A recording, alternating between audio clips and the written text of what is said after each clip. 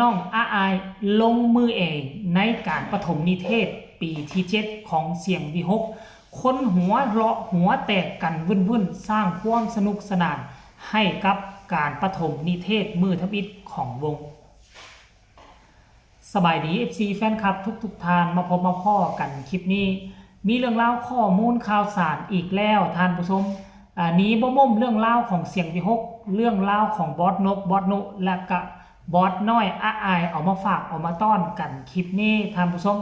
ตั้งแต่เศร้าจนฮอดปัจจุบันนี้การปฐมนิเทศของวงหมอลำเสียงวิหกปีที่7นี่ก็ได้ดำเนินมาตั้งแต่เศร้าพุ่นแหละแล้วก็บ่คิดบ่ฝันว่า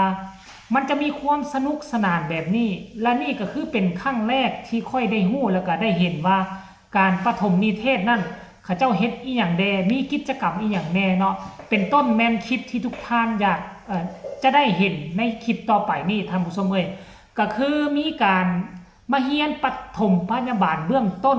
ซึ่งที่ผ่านมาค่อยยอมรับเลยว่าบ่ค่อยเห็นวงหมอลำวงอื่นเขาเจ้าเฮ็ดแนวนี้น่ะบ่ค่อยมีเรื่องการปฐมพยาบาลเบื้องต้นการปั๊มหัวจอกการปั๊มหัวใจนี่อาจจะเป็นครั้งแรกของเสียงวิหกหรือบ่อันนี้ค่อยบ่แน่ใจเพราะว่าที่ผ่านมาก็คือบ่ช่วงระยะปฐมนิเทศนี่คือบ่ค่อยได้ติดตามนะบ่ค่อยได้เฮ็ดคลิปเฮ็ดข่าวนะปีนี้เป็นปีทำอิฐมันก็เลยเป็นเรื่องใหม่สำหรับเจเบาลาวเนาะท่านผู้ชม FC แฟนคลับสำหรับพ่อแม่ท่านใดที่ติดตามเสียงวิหกมาดนมานานก็สามารถมาบอกกันได้ว่าโอ้เสียงวิหกนี่มีการเฮ็ดแบบนี้ทุกปีมีการเชิญแพทย์เชิญหมอมาฝึกอบรมมาแนะนำการปฐมพยาบาลบอกกันได้เด้อทางใต้คอมเมนต์เนาะแต่ว่าถึงยังไงก็ตามท่านผู้ชมปกติวงอื่นนี่การปฐมนิเทศก็โอ้ยคนใหม่ก็เก่งๆกลัวๆกล้าๆแน่คนเก่าก็สิดื้อแน่มันก็เลยเฮ็ดให้มันบรรยากาศเข่งตึงแต่ว่าเสียงวิหกมื้อนี้บ่มีคำว่าเข่งตึงบรรยากาศคือสุดยอดหลายทุกคนเอ้ยโดยเฉพาะบอสน้อยอาอายเข้าไปเฮ็ดกิจกรรมตัวนี้นะเฮียนปั้มหัวใจน่าจะเป็นครั้งแรกของอาอายหรือบ่อาอายเฮียนปั้มหัวใจ แล้วก็อยู่กับตัวตลกเนาะแดนจึงเป็นทั้งแดนเซอร์ผู้นึงแล้วก็แต่ว่าอยู่กับอาอายในตลกครบขันเพิ่นซื้อหยังก็ลืมซื้อเพิ่นแล้วอยู่นำกันน่ะป้าสุดยอดมันเฮ็ดให้ศิลปินหน้าใหม่มานี่บ่ซีเรียสได้หัวเพราะอาอายทุกคนเอ้ยหัวสะอิกสะอินเนาะอาอายเป็นผู้ปั้มผู้นึงก็มาห้องมาให้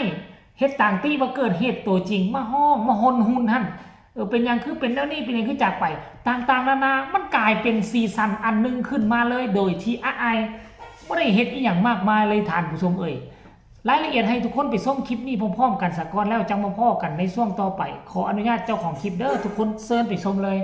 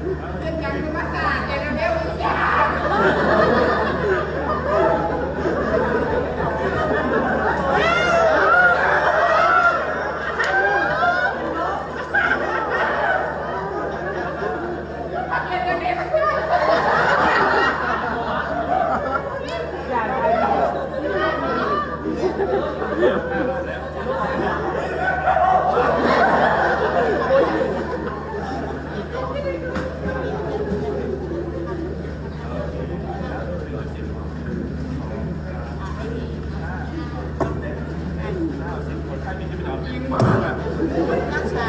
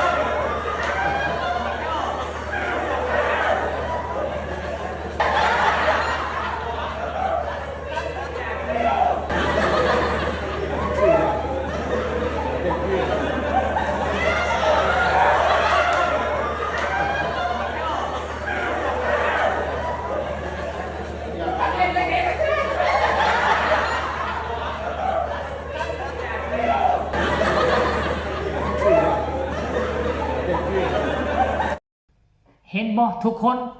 มีแต่ความสนุกมีแต่ความสนานเลยบ่มีความเข่งตึง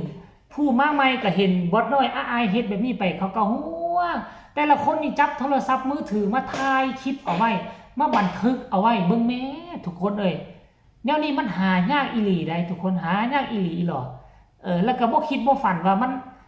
จะมีความสนุกเฮฮาขนาดนี้เซิ้นแพทย์เซิ้นหมอมา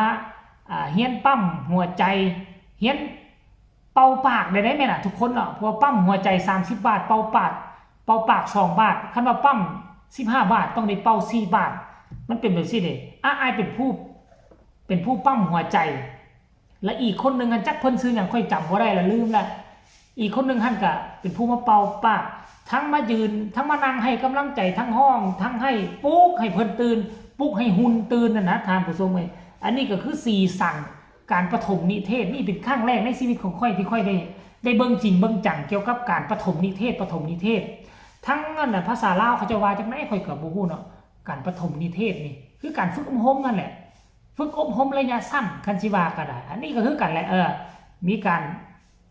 นำเอาหลายสิ่งหลายอย่างที่มันเกี่ยวข้องที่หมอลำเวลาเข้าฤดูกาลไปแล้วที่จะพบจะเจอมันมีหลายสิ่งหลายอย่างอุบัติเหตุนู่นนี่นั่นเจ็บไข้ได้ป่วยก็จะได้ช่วยเหลือกันให้มันถูกต้องตามวิธีก่อนที่รถหมอจะมาถึงบอสน้อยอายเป็นตัวอย่าง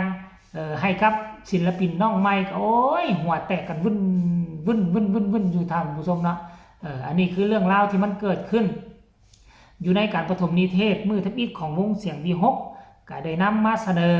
ให้กับบรรดา FC แฟนคลับนำมาเสนอให้กับบรรดาแฟนเพลงทั้งฝั่งไทยฝั่งลาวให้ได้รับรู้ทั่วถึงกันทุกทั่วหน้ากันแล้วกันเด้อท่านผู้ชมเนาะสำหรับคลิปนี้ก็ขอคนละ1 ไลค์1 แชร์เส้นเก่าเส้นเคยเนาะแล้วก็ที่สำคัญก็อย่ากดข้ามโฆษณาเนาะผู้ใดมีคำตำหนิติชมคำคิดคำเห็นอยากจะส่งข่าวสนใจเรื่องเล่าใดเกี่ยวกับศิลปินที่ท่านมักก็สามารถส่งข้อมูลข่าวสารมาใต้คอมเมนต์ได้พวกเขาจะนำเสนอและจะนำมาเอาเฮ็ดข่าว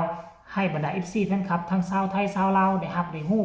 ทั่วถึงกันเนาะสำหรับคลิปนี้ก็บ่เว้าหลายใหญ่ห่างขอลาท่านผู้ชมไปเพียงซ้ำนี้ก่อนเด้อทุกคนสบายดี